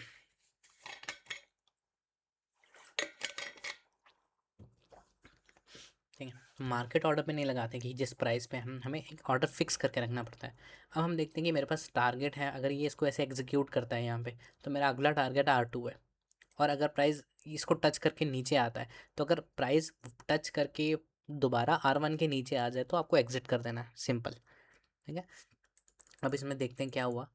ठीक है, क्या प्राइस ने यहाँ पे आके एंट्री ली, देखते हैं। नहीं, साइड पे आ गया प्राइस।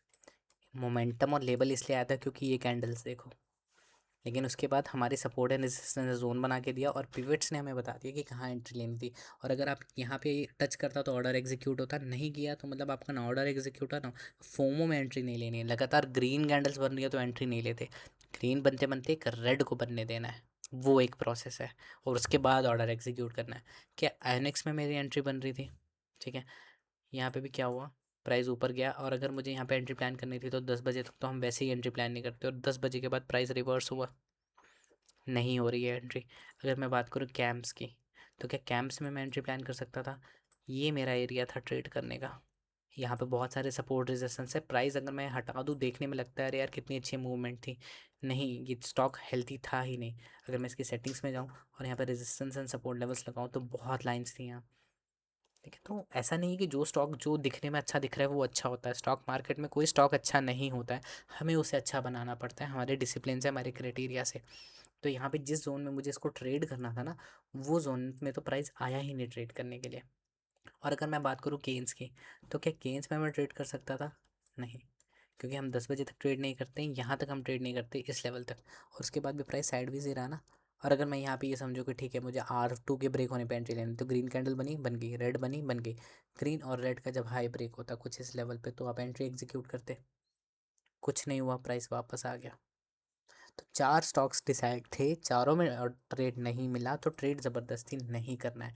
और इसीलिए ट्रेड नहीं मिला क्योंकि निफ्टी की डायरेक्शन क्या है, साइडवेज। ठीक है, हमने एक जोन मार्क किया था, उस एक जोन में रहा मार्केट, इसीलिए है। तो मार्केट अगर साइडवेज है, मार्केट में दम ही नहीं है, तो कैसे ट्रेड प्लान करोगे। अब हम ये देखते हैं कि बाकी अगर उस दिन बाकी कौन से स्टॉक्स हैं जिनमें परफॉर्म किया हो, अगर कोई हमें मिल जाए स्टॉक्स। ठीक है, अब देखो यहाँ पे अब हम थोड़ा स्टॉक सिलेक्शन सीखते हैं। ठीक है, हमारे प्रोसेस कंप्लीट हो गए हैं। पहला प्रोसेस ये था कि हम सेक्टर देखेंगे, जो कि हम लिख लेंगे, उसके बाद हम सेक्टर के स्टॉक्स देखेंगे, उनकी वॉच लिस्ट में ऐड करेंगे।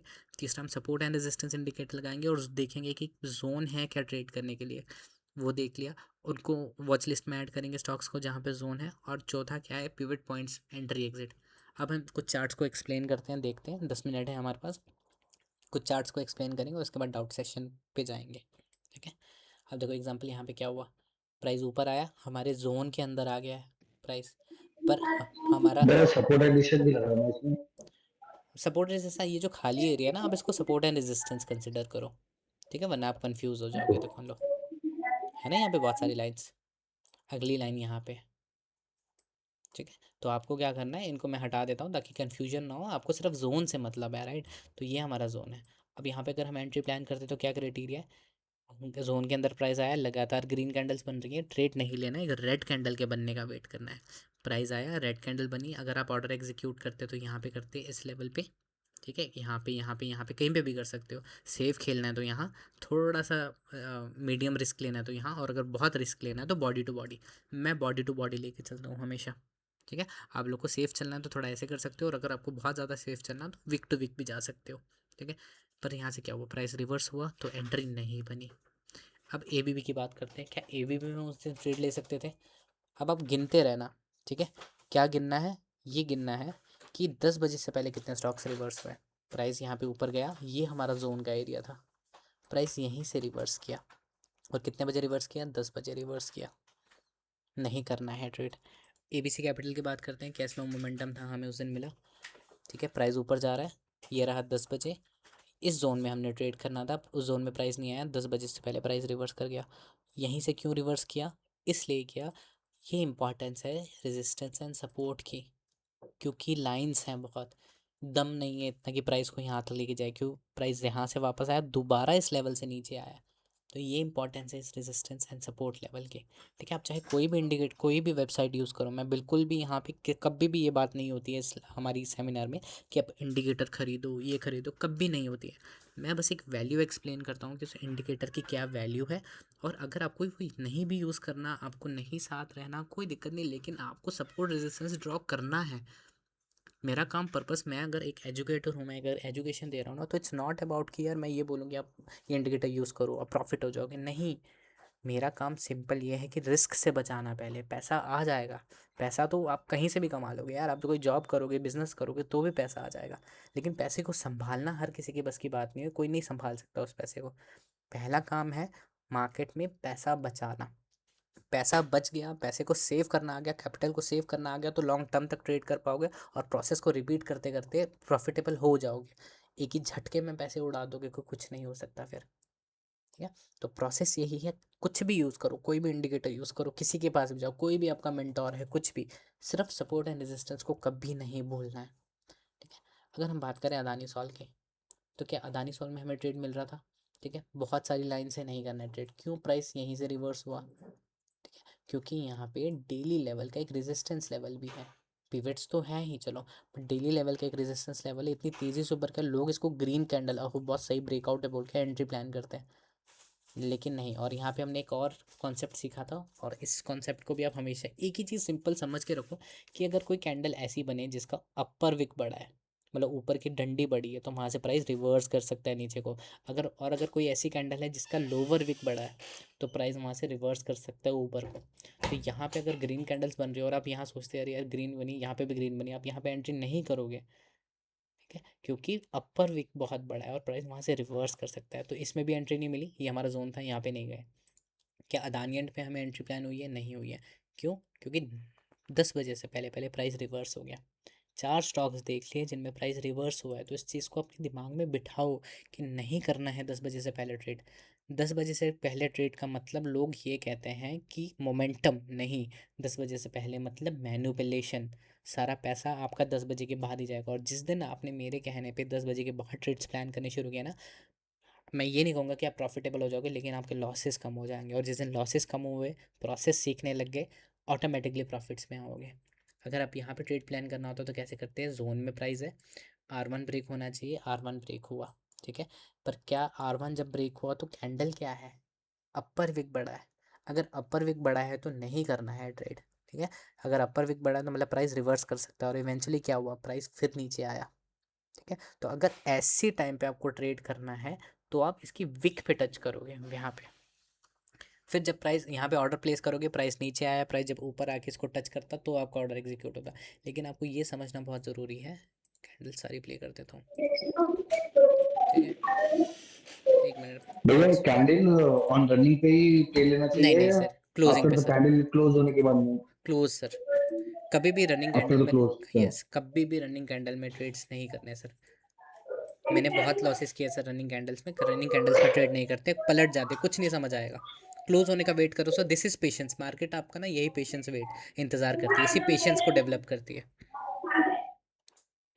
ठीक है, चलो अदानी पॉट्स करते हैं, प्लीज़ म्यूट कर देना, हमारे पास 3-4 मिनट है, हमको चार्ट्स डिस्कस करेंगे और उसके बाद हम क्वेश्चन एंड आंसर पे जाते हैं। अब देखिए जैसे 5 तारीख है, ये सॉरी अदानी पॉट्स का मैं बात करूँ, प्राइस नीचे आया, ऊपर गया, 10 बज रहे हैं और 10 बजे से फिर रिवर्स कर गया। हमें इस जोन में तो ट्रेड करना था, प्राइस उस जोन में आया ही नहीं, और प्राइस यहीं से क्यों रिवर्स कर रहा है बार बार। अगर मैं यहाँ पर रेजिस्टेंस एंड सपोर्ट लेवल्स लगाऊं आई एम सॉरी, तो देखो रिवर्स।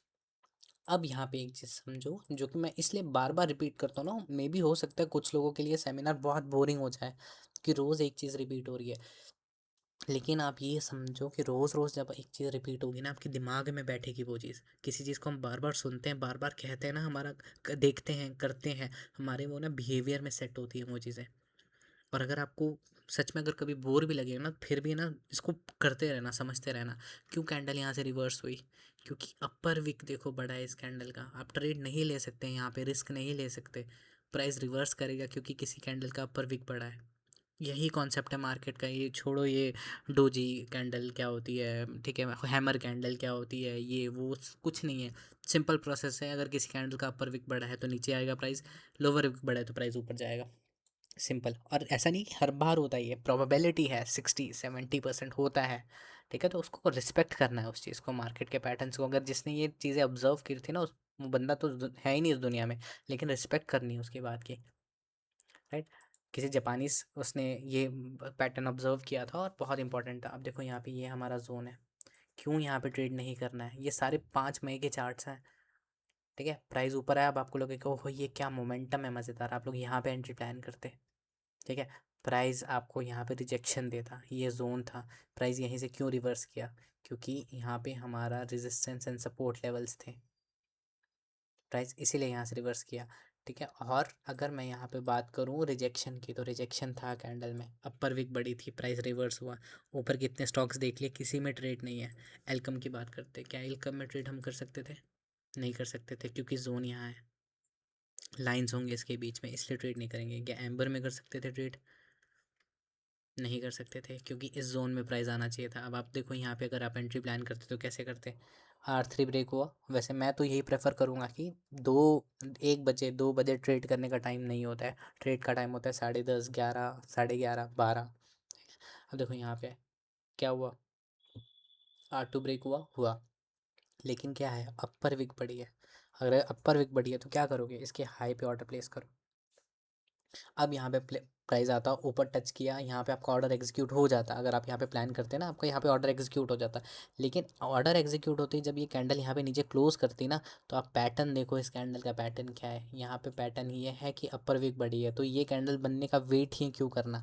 अगर आपका स्टॉप लॉस, आपने यहाँ पे एंट्री प्लान की, R3 आपका स्टॉप लॉस है, पर ये जो कैंडल नीचे आ रही है ना, क्यों वेट करना इस चीज़ का, कि मुझे ये ग्रीन रेड दिखेगी तो निकल जाओ ना, अगर ऐसे पैटर्न दिख गया आपको, फिर मिल जाएगा ट्रेड, कल मिल जाएगा, परसों मिल जाएगा, 10 दिन बाद मिल जाएगा, ठीक है। अब बात करते हैं अंबुजा सीमेंट की, क्या अंबुजा सीमेंट में ट्रेड प्लान कर सकते थे, बिल्कुल भी नहीं, साइडवेज है, इस जोन में तो आया ही नहीं। और प्राइस क्यों रिवर्स किया यहाँ से, इसी लेवल से, यहाँ तो कोई पिवट पॉइंट भी नहीं है, तो क्यों रिवर्स हुआ, क्योंकि यहाँ पे हमारे रेजिस्टेंस एंड सपोर्ट लेवल्स हैं।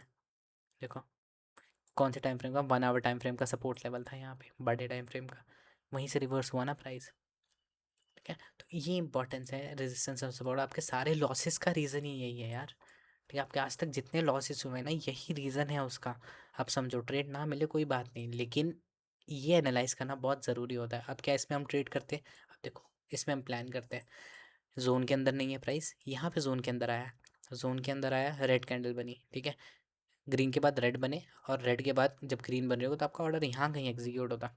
ऑल्दो मैं यहाँ पे ट्रेड नहीं करता, उसके पीछे का रीज़न क्या है, क्योंकि R3 है यहाँ पे, तो R2 से भी प्राइस ब्रेक रिवर्स कर सकता है, तो मैं नहीं करता, और सेम चीज़ वहीं पे हुई है, यहीं से रिवर्स किया है। तो एक प्रोसेस है, इसको ऑब्जर्व किया है मैंने, जितने चार्ट्स देखे एक भी चार्ट ऐसा नहीं है जिसमें हमें हेल्दी ट्रेड मिला। ये रहा जोन, ये रहा जोन, प्राइस यहीं पे बीच पे रहा, नहीं करना है ट्रेड। अपोलो हॉस्पिटल की बात करते हैं, क्या इसमें हम ट्रेड प्लान कर सकते थे, मार्केट जोन के अंदर था, यहाँ तक हम जोन के अंदर था, ठीक है, प्राइस ऊपर आया, जोन के बाहर चला गया, ठीक है। ट्रेड ही तो हमें यहाँ पे करना था, जोन के अंदर करना था ट्रेड, तो जोन के अंदर ट्रेड कब करते, वैसे भी इसमें हमारा क्राइटेरिया मैच होता ही नहीं, इसमें लेबल ही नहीं आता। ये तो हम बस स्टॉक्स कर रहे हैं, क्यों? क्योंकि हमारा क्राइटेरिया ही क्या है कि अगर हमें ऊपर की एंट्री प्लान करनी है तो पिछले दिन का हाई तो ब्रेक होना ही चाहिए ना। यहाँ पे पिछले दिन का हाई तो ये है ब्रेक।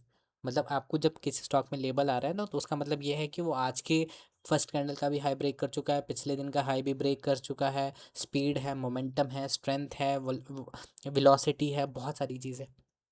ठीक है, तो इसमें तो ट्रेड बनता ही नहीं, लेकिन फिर भी मैं बता रहा हूँ इसमें तो ट्रेड करते भी ना तो कैसे करते हैं, इनके हम मानते हैं कि इसमें मोमेंटम है, तो प्राइस ग्रीन ग्रीन कैंडल बना रही है, छोड़ दो। ठीक है, रेड कैंडल बनी, अब ग्रीन और रेड का जब हाई ब्रेक होगा तो एंट्री प्लान कर सकते थे, तो यहाँ पे आपका ऑर्डर एग्जीक्यूट होता। लेकिन इतना क्यों वेट करना। ठीक है, दूसरा बात करते हैं अशोक लेलैंड की। क्या अशोक लेलैंड में ट्रेड प्लान कर सकते थे? नहीं। ये जोन था हमारा ट्रेड करने का। प्राइस यहीं से क्यों रिवर्स हुआ है? प्राइस नीचे आया, यहाँ से क्यों रिवर्स किया? S1 से क्यों नहीं रिवर्स किया? क्योंकि यहाँ पे हमारे सपोर्ट लेवल्स हैं। यहीं से प्राइस क्यों रिवर्स हुआ है? और यहाँ से प्राइस क्यों रिवर्स हुआ? क्योंकि डेली लेवल का सपोर्ट लेवल है यहाँ पे। ये कैंडल गई, क्या बनाया? अपर पिक बनाया और प्राइस नीचे आया। ठीक है, ये चार्ट एनालाइज कर लिया। एशियन पेंट देख लेते हैं साइडवेज। तो आप समझो ना, जिस दिन निफ्टी साइडवेज उस दिन क्यों ज़बरदस्ती ट्रेड करना, क्योंकि हमें पता है सारे प्राइस ऐसे जाएंगे, हर प्राइस में हमें ऐसे ही लॉस होगा। एस्ट्रल की बात करते हैं, क्या इसमें हम ट्रेड प्लान कर सकते थे? नहीं कर सकते थे। अब अगर इसमें हमें ट्रेड प्लान करना भी है, सपोज मान लेते हैं इसमें हम ट्रेड प्लान करते हैं अगर, ठीक है, तो हमारा रूल क्या है? पिछले दिन का पिछले दिन का भी लो ब्रेक होना चाहिए था। पिछले दिन का लो तो ये है। ठीक है, तो ट्रेड बनता ही नहीं इसमें भी। ठीक है, अगर मैं ये इंडिकेटर्स हटा दूँ ना, देखने में अच्छी लगती हैं बहुत चीज़ें ये। अरे क्या मोमेंटम था, यहाँ पकड़ता और यहाँ पे ख़त्म करता, हो ही नहीं सकता। इम्पॉसिबल है आप यहाँ पकड़ो और यहाँ ख़त्म करो, क्योंकि हम नहीं है रेडी, हमारी साइकोलॉजी नहीं है रेडी, हम लंबे ट्रेड्स को होल्ड कर सकें। हम फियर में हैं, हम ग्रीड में हैं, हम टेंशन में हैं, हम डर के ट्रेड करते हैं, हम प्रोसेस फॉलो नहीं करते, जब भी ट्रेड करते हैं हमेशा कंफ्यूज रहते हैं। और ये चीज़ें एक दिन में नहीं आती हैं यार। ठीक है, या जो आप प्रोसेस सीख रहे हो ऐसा नहीं है कि एक दिन में आपको आ जाएगा ना। एटलीस्ट जब 1 महीना दोगे ना इसको, तो चीज़ें समझ आएंगी। 7 दिन में आप नहीं समझ पाते। अगर मुझे इसको बनाने में 4 साल लग गए यार, इस चीज़ को, इस पैटर्न को ऑब्जर्व करने में 4 साल लग गए, उस स्टॉक्स को सिलेक्शन को समझने में 4 साल, प्लीज़ म्यूट कर देना, थैंक यू। तो ये अगर मुझे इतना टाइम लग गया ना, तो इट्स नॉट ईजी यार कि आप लोग एकदम इसको पकड़ सको। ठीक है, और 2-3 स्टॉक्स देखते हैं और उसके बाद एक छोटा सा ब्रेक लेते हैं, 5-5 मिनट का, और उसके बाद फिर हम और फोर्टिस का देख लीजिए। क्या कह रहे हैं, फोर्टिस फोर्टिस। अभी देख लेते हैं सब। देखो, प्राइस नीचे आया। ठीक है, कोई जोन एरिया नहीं है, हमारा जोन ट्रेड यहाँ पे और यहाँ पे करने के लिए। ठीक है, प्राइस क्यों यहाँ से रिवर्स हुआ है इसी लेवल से? क्योंकि लोअर वीक बड़ा, मतलब ऑन ऑन कुछ डोजी है लेकिन लोअर वीक में ज़्यादा दम है। ठीक है, अब आप यहाँ पे नोटिस करो, कैंडल क्या बन रही है? लोअर विक बड़ा, लोअर विक बड़ा, लोअर विक बड़ा, यहाँ पे लोअर विक बड़ा है। ठीक है, लोअर विक बड़ा है, तो समझो छोटी छोटी बारीकियाँ समझो। और बारीकियों समझने के लिए सिंपल एक चीज़ है, टेंशन। अगर आपको स्ट्रेस है, अगर आप परेशान हो अपनी लाइफ में, फैमिली की टेंशन है, कुछ और टेंशन है, करियर की टेंशन है, किसी और चीज़ की टेंशन है, फाइनेंशियल बर्डन है, डेप्ट में हो, लोन में हो, ईएमआई देनी है, ट्रेड नहीं करना है। ठीक है, ट्रेडिंग के लिए मेंटली स्टेबल होना बहुत ज़रूरी है। ठीक है, और मेंटली जब आप स्टेबल होगे तभी आप ट्रेडिंग कर पाओगे। इनको बारीकियों से देखना पड़ता है, आंखें खोल के अच्छे से, बिना स्ट्रेस के, बिना फालतू चीज़ें सोचे। जिस दिन वो ऑब्जर्व कर लिया उस दिन जीत जाओगे मार्केट से। ठीक है, और फार्मा देख लेते हैं, क्या और फार्मा में ट्रेड था? दिखने में तो अच्छा दिख रहा है स्टॉक। ठीक है, देखो कितना अच्छा मोमेंटम दिख रहा है। अरे यार इतना, अगर मैं इसको हटा दूँ तो कितना अच्छा मोमेंटम है।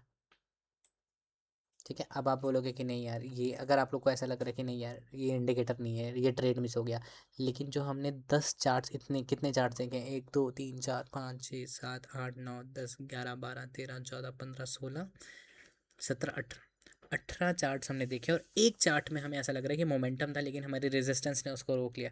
लेकिन 18 चार्ट्स में तो हम जीते ना, हमारे रेजिस्टेंस एंड सपोर्ट लेवल ने बचाया ना, तो इसको कहते हैं। मैं ये नहीं कहूँगा कि एक्यूरेसी अच्छी है, नहीं, एक्यूरेसी नाम का कोई वर्ड नहीं होता है मार्केट में। लेकिन हम एक स्टॉक को परफेक्ट बनाते हैं, और हमारे रूल्स एंड डिसिप्लिन के हिसाब से मैच नहीं बैठ रहा था, चाहिए जितना मर्जी ऊपर जाए, बैठ ही नहीं रहा था मैच। मैं तो कभी ना करूँ ऐसा ट्रेड जब मुझे स्पेस ना मिले ट्रेड करने को। अब मैंने यहाँ पे एक चीज़ आपको बोली थी कि आपको ये चीज़ देखनी है कि ज़रूरी नहीं है कि 1% का गैप हो। अगर मैं यहाँ से यहाँ एवेलुएट करूँ तो 0.74% का गैप है, तो आप ट्रेड कर सकते हो अगर आप रिस्क लेना चाहते हो। लेकिन सिंपल प्रोसेस क्या है? ग्रीन कैंडल बनी, ग्रीन के बाद रेड बनी।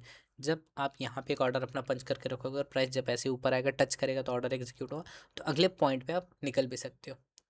लेकिन मैं नहीं करूँगा, मैं रिकमेंड नहीं करूँगा कि आप छोटे छोटे इतने एरियाज़ को, एटलीस्ट 1% आपको स्पेस मिल रहा है ना, तो आप ट्रेड प्लान कर सकते हो। ठीक है, सर इसमें सिग्नल कब आया था? इसमें देख लेते हैं एक बार, इसमें कब सिग्नल आया होगा हमें।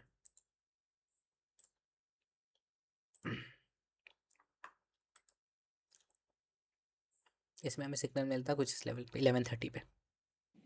ठीक है, ठीक, थैंक यू सर। ओके, इसमें 11:30 में हमें लेवल मिला, और लेवल का सिंपल है, पिछले दिन का, मतलब और भी बहुत सारे क्राइटेरिया है, लेकिन एक मेन क्राइटेरिया है कि पिछले दिन का जब तक ये हाई ब्रेक नहीं करेगा ना, तो तब तक ये आपको लेवल भी नहीं देगा।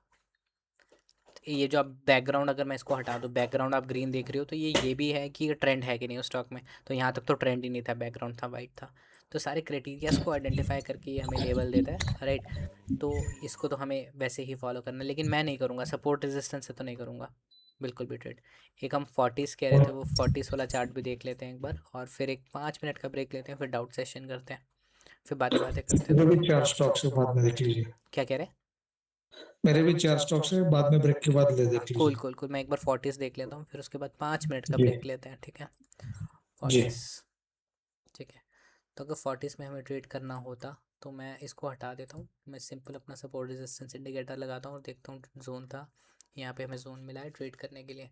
क्या इस जोन में हम ट्रेड कर सकते हैं? अब हम यहाँ पे क्या जाएंगे, अपना पिवट पॉइंट्स इंडिकेटर लगाते हैं, तो क्या इस जोन में हम ट्रेड कर सकते थे? डेफिनेटली कर सकते हैं। अब आप देखो, ये नहीं है कि ये पिवट पॉइंट है तो अगला पिवट यहाँ है तो आप ट्रेड करोगे, ऐसा नहीं है। इसके बीच की आप स्पेस देखो ना, कितना स्पेस है।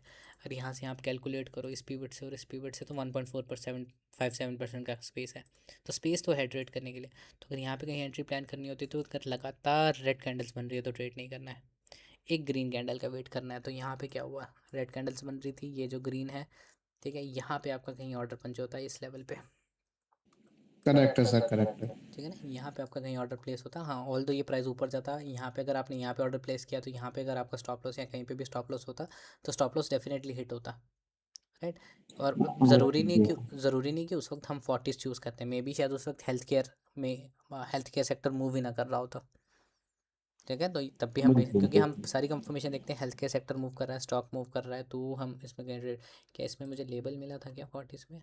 लेबल नहीं आया होगा, क्योंकि हमारा क्राइटेरिया है कि पिछले दिन का जो लो है ना, जैसे ये 4 में, जब तक इसका लो ब्रेक नहीं करेगा तब तक तो लेबल ही नहीं आएगा, तो हमें स्टॉक में लेबल ही नहीं आया वैसे तो, करेक्ट सर, ठीक है। करेक्ट। तो हम मोमेंटम करते हैं, लेकिन इन केस हम ये समझते हैं कि चलो मान लीजिए लेबल आ भी गया होता ना यहाँ पे, तो भी आपकी एंट्री होती है। और दूसरा एक और चीज़ है, स्टॉप लॉस हम जैसे आइडेंटिफाई करते हैं, उसको हटा देता हूँ, डिलीट कर देता हूँ, ठीक है। इसको मैं सपोर्ट रेजिस्टेंस को हटा देता हूँ। और दूसरा हमारा तरीका क्या है, वो है हमारा EMA। हम मूविंग एवरेज, अगर आपको अपना स्टॉप लॉस आइडेंटिफाई करना है तो EMA की सेटिंग्स में जाके आप EMA 10 भी लगा सकते हो कुछ इस तरह।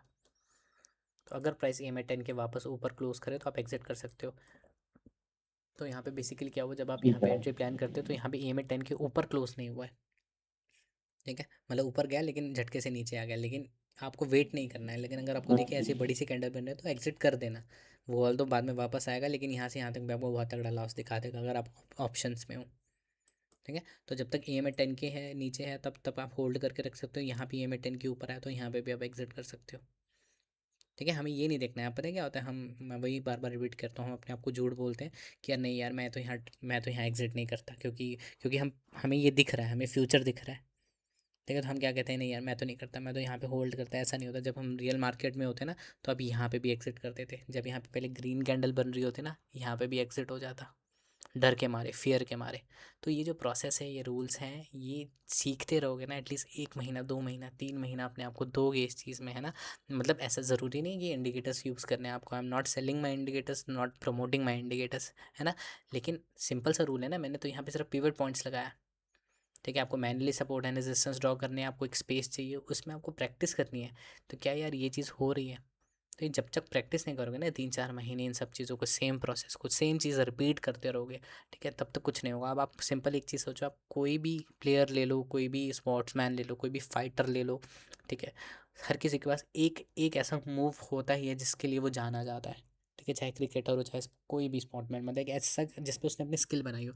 जैसे जो कराटे करते हैं, जूडो करते हैं, राइट। उनके पास एक स्किल होता है, एक ऐसी मूवमेंट होती है, ऐसी चीज़ होती है जिसको उन्होंने हर बार 1000 बार प्रैक्टिस की होती है, ठीक है। तो आप सिंपल ये चीज़, एक ना बहुत अच्छा एक कोट भी था, एक ना मूवी थी, क्या था, Chandni Chowk to China movie थी। उसमें शायद अक्षय कुमार था, आई होप, पता नहीं देखी हो आपने कि नहीं।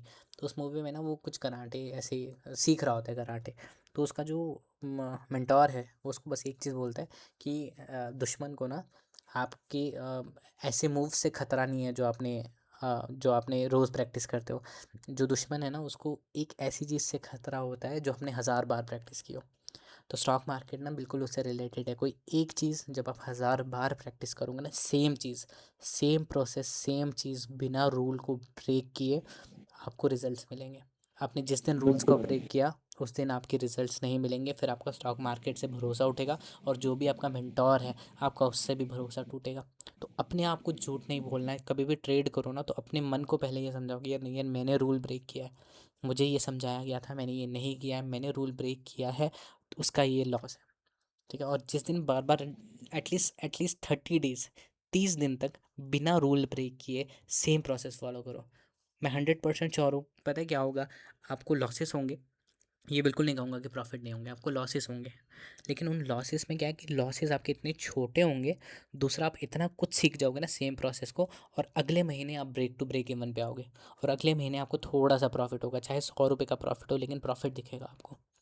लेकिन सेम चीज़ को बार बार रिपीट करना, रिपीट प्रोसेस है ये, बार बार एक चीज़, बोर हो जाओगे आप मार्केट से, ठीक है। आपको टाइम नहीं मिलेगा, मुझे पता है आप लोग जॉब करते हो, ये करते हो, आप लोग को चाहिए शॉर्टकट कि हमें एकदम ये ट्रेड मिले, नहीं है पॉसिबल। अगर आप जॉब करते हो, अगर आप बहुत ज़्यादा बिजी हो, आप नहीं टाइम दे पा रहे मार्केट को, सिर्फ सीखो। जिस दिन टाइम मिलेगा उस दिन ट्रेड करना है, लेकिन सिर्फ सीखो, ज़बरदस्ती नहीं घुसना है कि यार मैं अभी ऑफिस में हूँ, मुझे ट्रेड कर लेना चाहिए। नहीं, लॉसेस ही होंगे। नहीं दे सकते आप जब ऑफिस में हो टाइम, नहीं दे सकते मार्केट को आप टाइम। इसके लिए आपको टाइम चाहिए, आराम से, कोई नहीं चाहिए आसपास, तब आप ट्रेड कर सकते हो, ठीक है। चलिए मेरे को पुनीत 5। जी, हाँ जी, हाँ जी, हाँ जी सर। 1 मिनट लूंगा बस मैं आपका। जी बिल्कुल सर। मैं बुलक्राफ्ट वाले ग्रुप में जुड़ा हुआ हूँ, जी जी जी। तो उसमें मैं सिर्फ 2 लोगों को फॉलो करता आ रहा हूँ। आज मेरे को तो 3 साल हो गए हैं। एक देव भाई थे और एक टीएस करके भाई हैं। टीएस भाई को मैं फॉलो कर रहा हूँ बहुत टाइम से। जी जी जी। तो उनका मैसेज आता है ग्रुप पे कि यार पुनीत भाई को सारे मिलके सपोर्ट करो। तो जी मैंने कहा सर आप तो किसी की कभी तारीफ नहीं करते, आज आपने पुनीत भाई की कैसे बोल दिया। उन्होंने कहा भाई वो बंदा फ्री में सबको सिखा रहा है और मैं ऐसे बंदों को दिल से मानता हूँ। तो थैंक यू। आपको थैंक यू है। तो जब मैंने सोचा कि उनको एक मार्केट में 14 साल का एक्सपीरियंस है, वो जब इतना एक्सपीरियंस बंदा आपकी तारीफ कर रहा है जी तो आप में कुछ तो बात है। और मैंने आज वो नोटिस भी करा, मतलब आज तो नहीं, मतलब हो गया 1 हफ्ता आपसे, तो मैं रेगुलर देख ही रहा हूँ आपको। जी। आप अच्छा काम कर रहे हैं और लोगों को बिलीव करना पड़ेगा, मेंटर एक पकड़ना ही पड़ता है लाइफ में। बिल्कुल सर। तो आज आप अपना इंडिकेटर कोई नहीं बेच रहे, आप तो लोगों को समझा रहे हो। जो यहाँ पे फ्री में भी समझ के जाता है, मैं कह रहा हूँ वो बहुत कुछ चीजें सीख सकता है लाइफ में। बिल्कुल बिल्कुल। ये आपने अपने इतनी मेहनत से इंडिकेटर बनाया, आप किसी को अगर मैं कहता हूँ इतनी कम फीस में भी दे रहे हैं, दैट इज अ मतलब good way we can understand something and market में हम लोग कुछ कर सकते हैं। बिल्कुल। सो आपको सर बहुत बहुत शुभकामनाएं आपके आगे जीवन के लिए। थैंक आप यू सर। बहुत अच्छा करें और हमारे लिए कुछ हो तो वही बताएं सर। बिल्कुल बिल्कुल, thank you so much sir, thank you so much, आपने इतना वो किया। मैं बार बार यही चीज़ रिपीट करता हूँ, है ना। मैंने कभी भी, जितने भी मेरे सेमिनार्स हुए हैं आज तक, और सब लोग यहाँ पे हैं और कुछ लोग पुराने भी हैं, कभी भी मार्केट आज तक मैंने किसी भी एक पर्सन को सामने से नहीं बोला होगा कि मेरा इंडिकेटर खरीदो, किसी को आज तक एक वर्ड यूज़ नहीं किया। मैं हमेशा ये रिपीट करता हूँ कि आप चाहे कोई भी वेबसाइट यूज़ करो, आप कुछ भी यूज़ करो, आप किसी भी टेलीग्राम से स्टॉक लो, सिर्फ सपोर्ट एंड रेजिस्टेंस ड्रॉ करो ताकि आपके लॉसेस बचें। पहले हम लॉसेस बचाना सीखेंगे, और मेरा इंडिकेटर बस आपको हेल्प ही कर सकता है कि आपका टाइम बचा सकता है। ये जितने भी इंडिकेटर्स हैं आपके टाइम बचाने के लिए हैं सिर्फ, राइट। और कोई फोर्सफुल नहीं है कि आप लो ना लो, मेरा काम है आपको एक्सप्लेन करना, आपका काम है उस नॉलेज को अडेप्ट करना, और आपको यूज़फुल लगेगा तो डेफिनेटली आप लोग खुद रीच आउट करोगे, वरना कोई फोर्स नहीं है, कोई ज़बरदस्ती नहीं है यहाँ पे, राइट। लेकिन प्रोसेस ये है कि मेरे लिए सब बिल्कुल बराबर है। ऐसा बिल्कुल नहीं है कि किसी ने मेरे को पेमेंट की है, किसी ने 99 पे किया है तो वो सिर्फ वही ज्वाइन कर सकता है। ये फ्री लिंक है, यूनिवर्सल लिंक है। कल को आप अगर मेरा इंडिकेटर नहीं यूज़ करना चाहते हैं ना, लेकिन तब भी ये लिंक पे आप रोज़ क्लिक करोगे ना 9 बजे, तो आपको मीटिंग मिलेगी।